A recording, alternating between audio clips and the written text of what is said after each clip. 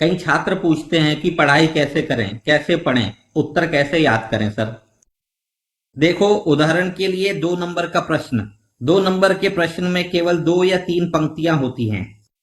2 या 3 पंक्तियां कैसे पढ़ें? बस पहली पंक्ति पढ़ने की कोशिश करें। पढ़ने से पहले आप उत्तर का अर्थ जानने की कोशिश करें। यह बहुत महत्वपूर्ण है। यदि अर्थ पता है तो सीखना आसान होता है।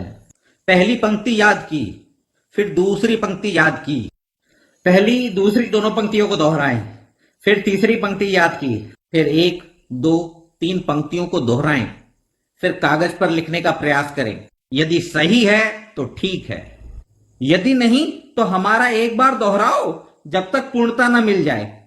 यह 2 नंबर का है। 3 या 5 नंबर का प्रश्न कैसे सर? वहां कई पंक्तियां हैं।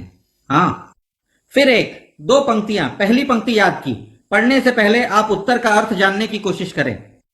फिर पहली पंक्ति पढ़ी, फिर याद की, दूसरी पंक्ति याद की, फिर पहली दूसरी पंक्ति दोहराई, फिर तीसरी पंक्ति याद की, चौथी पंक्ति याद की, 1, 2, 3, 4 दोहराएं, फिर पांचवी पंक्ति याद की, 1, 2, 3, 4, 5 पंक्तियां दोहराएं।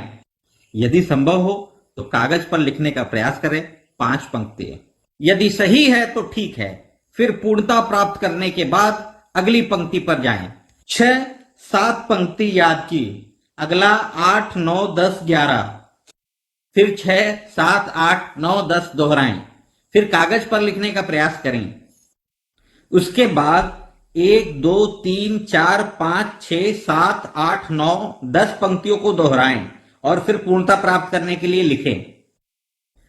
सर, मैं कई बार लिख नहीं पाता था। सर, मैं परफेक्ट हूं, मैं बहुत जल्दी सीखता हूं, फिर कोई समस्या नहीं।